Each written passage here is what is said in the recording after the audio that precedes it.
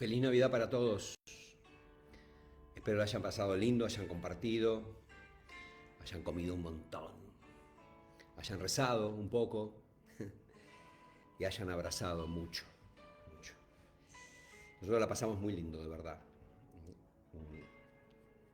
Eh, Lleno de regalos, lleno de ilusiones, lleno de abrazos, lleno de empanadas, de pizzas, de helado, de baile y de Jesús. Así fue nuestra Navidad. La Navidad se alarga. Necesitamos mucha Navidad, ¿verdad? Mucha vida. El mate preparado, nosotros estamos. Después nos contagiamos si quieren, de palabra, compartan todo lo que puedan. Miren el Evangelio de hoy. Es del Evangelio de Mateo. Mateo 2, del 13 en adelante ahí. Dice que después de la partida de los magos, ¿no? Los Reyes Magos, que habían ido a visitarlo, guiados por esa estrella, después de la partida de los magos, el ángel del Señor, que tiene así como esa obsesión, ¿no? El ángel del Señor se apareció en sueños a José. Hago un paréntesis, yo le decía a los chicos en Navidad, José es el que se hace cargo, el que no se borra frente a lo que no entiende, a lo que no le gusta, a lo que no está bueno. Bueno, se hace cargo. Bueno, el ángel se le aparece en sueños a José y le dice, levántate,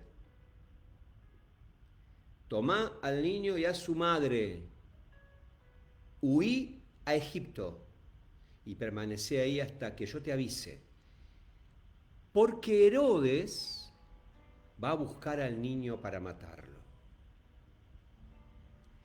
José, que ya estaba con el corazón preparado para escuchar la voz de Dios, que siempre se le aparece en sueños, que no es mágico. José se levantó, tomó de noche al niño y a su madre y se fue a Egipto. Y ahí permaneció hasta la muerte de Herodes. Cuando murió Herodes, el ángel del Señor se le aparece en sueños a José, que estaba en Egipto, y le dice, levántate, toma al niño y a su madre y regresá a la tierra de Israel, porque han muerto, no están más, los que atentaban contra la vida del niño. José se levantó, tomó al niño y a su madre y entró en la tierra de Israel. En este compartir la palabra con ruidito de mate, quiero llevarlos de nuevo, quiero que vayamos de nuevo al relato de la Navidad.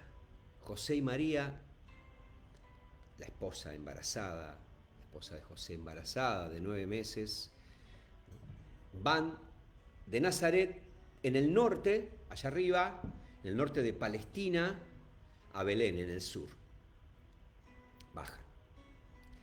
Son pobres como la mayoría de los artesanos, de los albañiles, de los carpinteros de la época, de los campesinos del Mediterráneo. No tenían avión, un jet. A las puertas de Belén, hoy Belén arrasado por las tropas de Netanyahu, a las puertas de Belén, María se pone de parto, le llega el tiempo, se sostiene el vientre, porque esa caminata larga, bajando del norte al sur, acelera el proceso de gestación. Dice la palabra que llaman a la puerta de un albergue y oyen lo que los pobres de la historia oyen siempre. No hay lugar para ustedes. Evangelio de Lucas, Lucas 2, 7. Llaman y escuchan, ¿no?, lo que oyen los pobres de la historia. No hay lugar para ustedes. Bajan la cabeza y se alejan preocupados. ¿Cómo van a dar a luz? ¿Dónde van a dar a luz? Y cuenta el relato del Evangelio que descubre en las cercanías un establo de animales y ella da a luz un niño entre los animales. Hace frío, lo envuelven en pañales y lo acuestan sobre la paja, sobre el lugar donde comían los animales. El pibito Jesús llora fuerte, como todos los recién nacidos, se hace pis y caca, está envuelto en pañales, como los recién nacidos. Y hay pastores por ahí que no duermen, vigilando el rebaño, controlando, porque no quieren que venga el ladrón o el león y mate o robe lo poco y valioso que tienen. Mirando así, hurgando la palabra, ¿no? Saben que los criterios de pureza legal de la época, aquella época, según, ¿no? Para ser puro, los pastores no eran considerados puros, eran considerados impuros. ¿No? En aquella época los pastores, los que trabajaban cuidando el rebaño, controlando que el lobo no entre, que no se robe, ¿no? Lo que para ellos era importante en la vida, eran considerados impuros. ¿Y por qué? ¿No? Porque siempre estaban rodeados de animales, de su sangre, de sus mierdas. Eran considerados impuros y despreciados. Bueno, el Evangelio destaca que son estos pobres e impuros los primeros en ver al niño divino. ¿Se entendió? El Evangelio marca que son estos pobres, estos impuros, estos despreciados, los primeros en ver al niño. Y de repente a estos pobres impuros y despreciados los envuelve una luz y escucharon desde lo alto esa voz fuerte, esa voz que gritaba en el desierto, que le dice, no tengan miedo, no tengan miedo, porque les anuncio una gran alegría, que es para todo el pueblo, no es solamente para ustedes, es para todo el pueblo, para los puros y para los impuros, para los apreciados y para los despreciados. Acaba de nacer el Salvador. Y esta es la señal, lo van a encontrar envuelto en pañales, van a encontrar a un niño envuelto en pañales, acostado en un pesebre.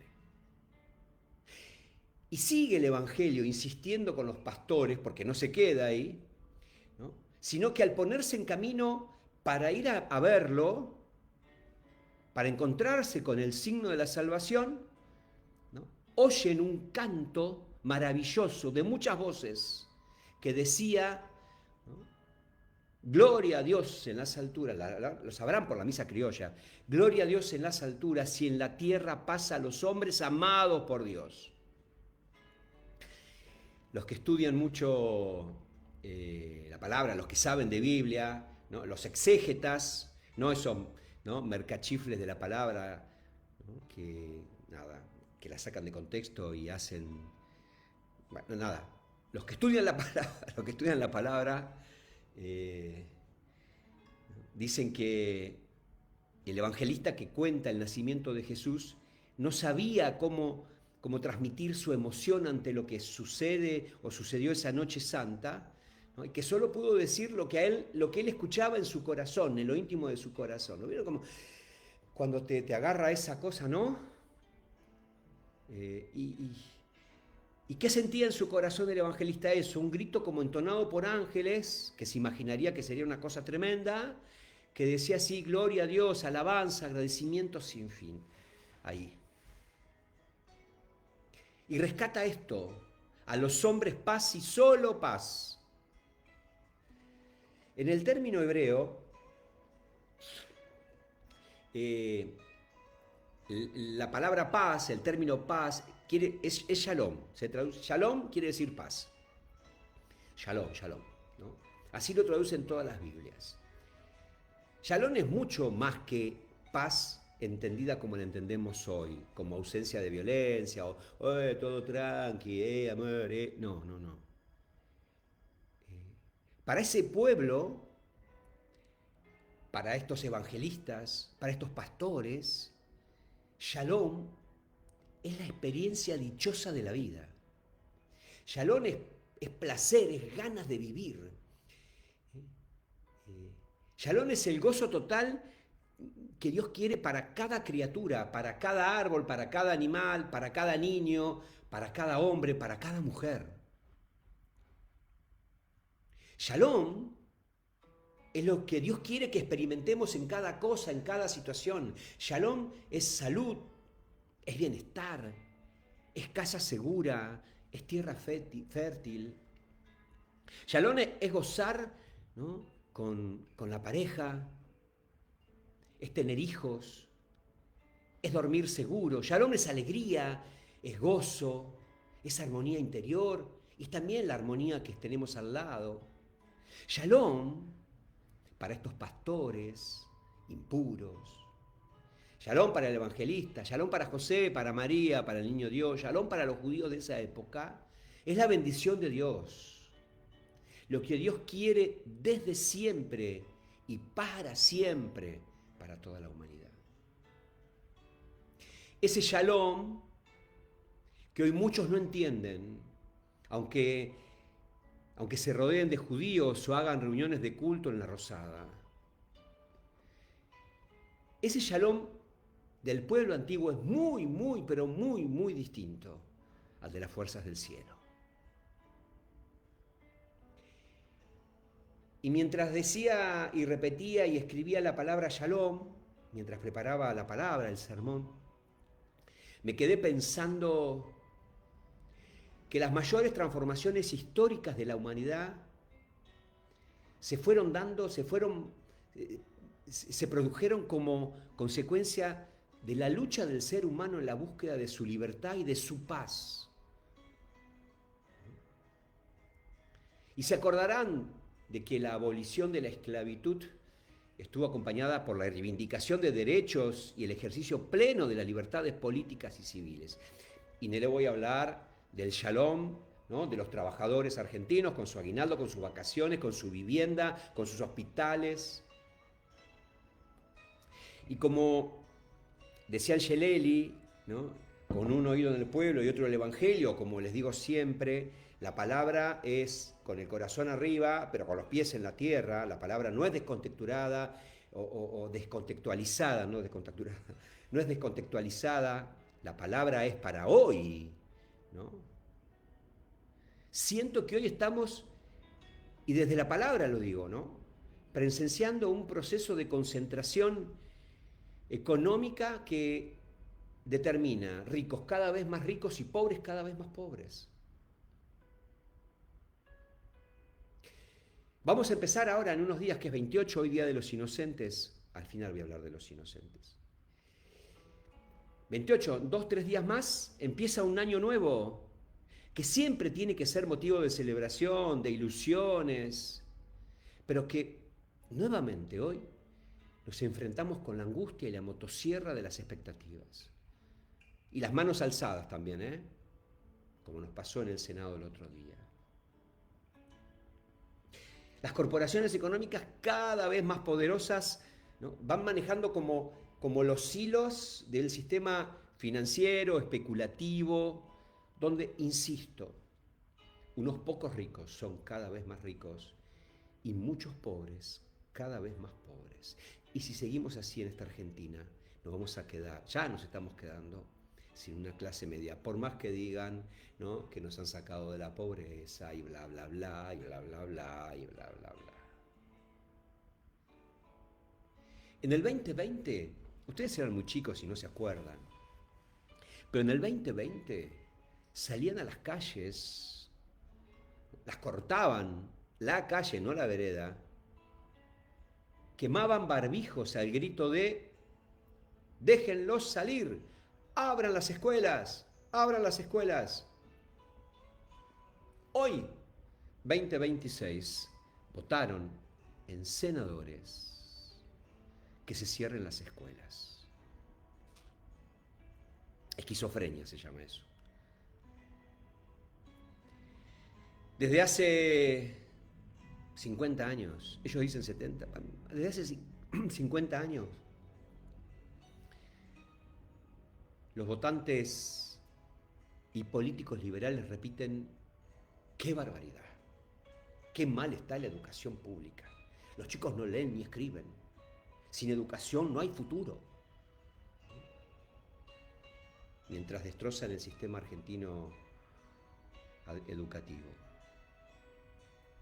De un plumazo, ¿eh? Se escandalizan por la educación argentina, pero votaron un presupuesto que las hace mierda. Todos los gobiernos de derecha bajaron el presupuesto para educación. Memoria, señores, memoria. Todos los gobiernos de derecha bajaron el presupuesto para educación. Todos.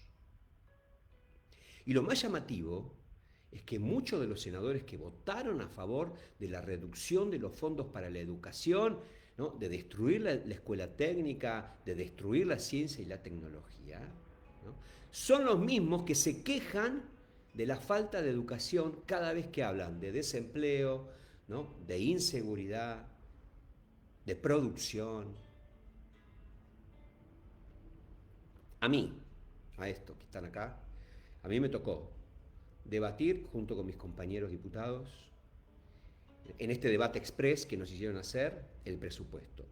Les juro por mi madre muerta y 2 veces incinerada que en este presupuesto que manda el gobierno liberal, el del presidente, ¿no?, que maneja la economía con y sin dinero, ¿no?, en este presupuesto que manda el gobierno le saca impuestos internos a los celulares, a los teléfonos satelitales, a los bienes suntuarios, a las aeronaves, a las embarcaciones. Si tenés un yate no pagás impuesto.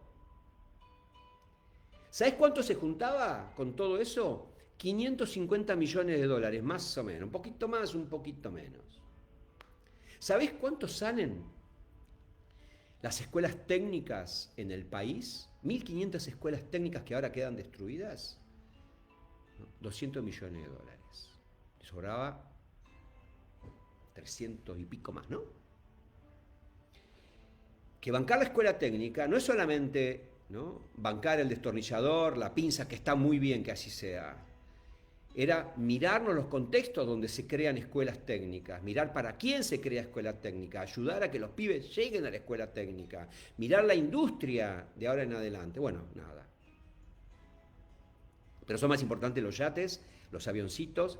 Los avioncitos hay que mirarlo, lo de los avioncitos. Hablan de equilibrio fiscal, ¿no?, pero le deben fortunas a las provincias. Nosotros, la provincia de Santa Cruz, ¿no?, acaba de aprobar el endeudamiento, ¿no?, para gasto corriente. Nada, sin palabras. Y ni hablar Chaco, ¿eh? Hablan de equilibrio fiscal, pero le deben fortunas a las provincias.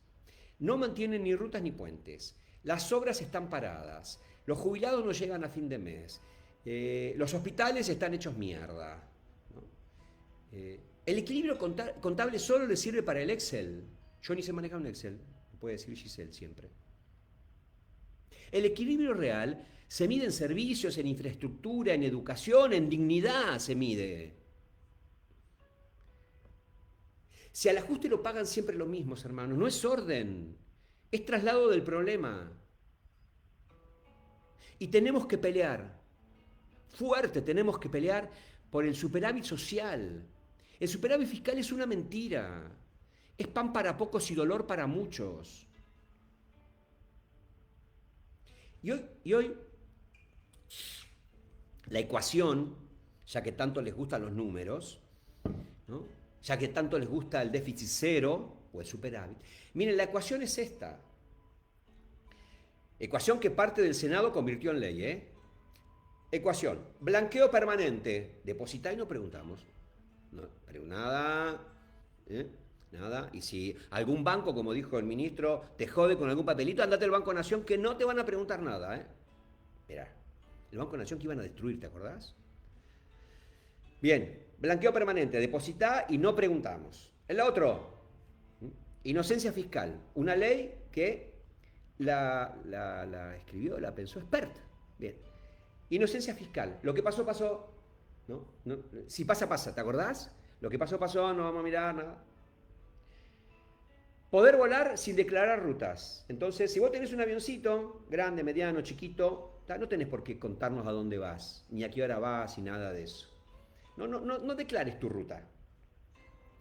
¿No? Legisladores, ecuación, legisladores con vínculos narcos. Campaña financiada por los narcos. Pibes sin oportunidades, destruyeron la educación. Igual, frente a todos estos puntos, igual Argentina tomada por los narcos.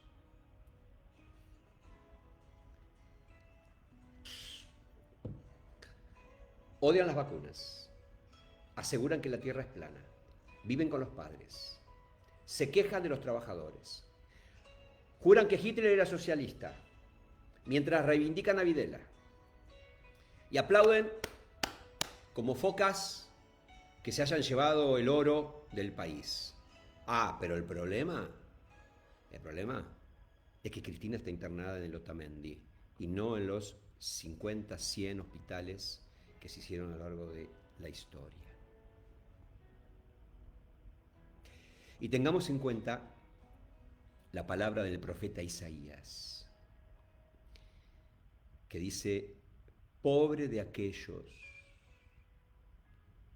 que dictan leyes injustas y con sus decretos organizan la opresión, que despojan de sus derechos a los pobres, que impiden que se les haga justicia, que dejan sin nada a la viuda y se roban la herencia del huérfano. Isaías 10, capítulo 1 y 2, versículos 1 y 2. Y parece que la historia y los discursos se repiten. Si nos pegan, ponen orden. Si nos matan, fue la crisis. Si nos desaparecen, fue la guerra. Si luchamos, somos terroristas. Si hablamos de los pobres, somos comunistas, no es evangelio. Si nos reímos, somos negros. Si peleamos por nuestros derechos, somos socialistas. Si lloramos, somos maricones. Pero, si callamos, si nos callamos, somos suyos. Y eso jamás. Memoria, señores. Macri tuvo la suma del poder político. La nación, la provincia de Buenos Aires, la ciudad de Buenos Aires, la Corte Suprema, el poder judicial, el poder mediático, el poder financiero internacional, para hacer todo lo posible, y no le funcionó. Porque el plan de hambre y de ajuste no se soporta, por más que sigan repartiendo asignaciones universales por hijo, por más que sigan llenando los ministerios de planes. No se trata de defender el trabajo, el ambiente, el turismo, la cultura, la universidad, el Garrahan, la ley de emergencia en discapacidad, la escuela técnica, la educación pública, la ciencia, la tecnología, la defensa del país, y cada sector por separado. Divide y reinarás. No se trata de hacerlo por separado. Si cada uno atiende solo su rancho, nos tapa el agua. Altón, pirulero, cada cual atiende su juego, nos terminan llevando puestos. Se trata de defendernos, se trata de defender la Argentina como la conocemos. Buscan quebrarnos. Es con aplomo, es con tranquilidad, es siempre con otros. Nadie se salva solo. Es sin discutir controls. Es respirar profundo, tomar un buen mate, mirar alrededor y darnos la mano. Nos unimos o nos comen los de afuera. Juntos o descartados. No hay otra. No hay otra. Y en estas ganas que tengo de llevarlos siempre por el relato de la Navidad, hay otro lado de la Navidad, sombrío y también trágico, el del Evangelio de hoy. Levantate, le dice el ángel en sueños a José, levántate, toma al niño y a su madre, hacete cargo. Huí a Egipto y permanece ahí hasta que yo te avise, porque Herodes va a buscar al niño para matarlo. El poder que tiene miedo, porque eso fue la matanza de Herodes, miedo, ¿no?, a que le roben el poder, a que un niño le saque el poder, a que un inocente le saque el poder, a que un pobre le saque el poder, a alguien que fue envuelto en pañales y reconocido por los impuros, por los pastores, le saca el poder. Cuando el poder tiene miedo, siempre, siempre, siempre termina golpeando a los más frágiles. Nos está pasando. Herodes asesina para proteger su trono. La matanza de los niños es para proteger su propio trono. Mientras Dios se hace un refugiado en medio de la noche. ¿Cuántos Herodes, no?, dando vueltas hoy. ¿Cuántos niños y cuántas niñas en situaciones de condena por hambre, por abandono, por abuso? ¿Cuántos inocentes descartados? Hay un Herodes o hay un Netanyahu que no teme matar inocentes. Miren, porque no hay que olvidar, el balance de muertos en Gaza, ahí en la Palestina de Jesús, se acerca a 71.000, mientras Israel hoy, sigue violando el alto al fuego que firmaron en octubre. En los últimos 2 años han sido asesinados o mutilados en las tierras de Jesús, en la franja de Gaza, en la Palestina, más de 64.000 niños y niñas, y entre ellos al menos 1.000 bebés. José, hoy San José, atento, pronto, rápido, se da cuenta de que quieren mandar a matar al niño recién nacido. Huye a Egipto con María, con el niño. Me la imagino a esa María con el niño en brazos, que duerme, que busca el pecho, que vuelve a dormir. Mientras hay matanza, se convierten en migrantes prófugos. Herodes personifica la violencia del mal. Es la obsesión del poder que, con tal de conservarse, de quedarse, de estar, empuja a masacres crueles e injustificables. Me acuerdo cuando Francisco, en su mensaje de Navidad, el último mensaje de Navidad, les dijo: esto no es guerra, esto es crueldad, y lo tengo que decir porque me duele en el corazón. Es la obsesión del poder que empuja a masacres. Herodes es la ferocidad de la guerra que todavía hoy asesina a muchos inocentes. Herodes son los DNU y leyes que terminan matando. Se huele el tufo de eso que un padre de la iglesia llamado Basilio de Cesarea, uno de los primeros teólogos de la iglesia que pensó mucho, ¿no?, llamaba el estiércol del diablo, la mierda del diablo, la ambición desenfrenada del dinero que gobierna. Ese es el estiércol del diablo. Y entonces el servicio para el bien común queda en un costado, queda relegado. Cuando el capital se convierte en ídolo y dirige las opciones de los seres humanos, cuando la avidez, ¿no?, cuando el superávit, ¿no?, cuando la angurria por el dinero tutela todo el tema socioeconómico, arruina la sociedad, condena al hombre, lo convierte en esclavo, destruye la fraternidad, la hermandad, enfrenta pueblos contra pueblos. Ya termino, miren, como bautizados y como miembros del pueblo de Dios, como militantes, como hermanos, como hermanas, tenemos que acompañar. Eso es Navidad. Tenemos que acompañar a los nuevos perseguidos por los Herodes de la vida. Acompañar a los nuevos crucificados de la Argentina, los crucificados laborales, los crucificados energéticos, los crucificados alimenticios y ahora los crucificados educativos.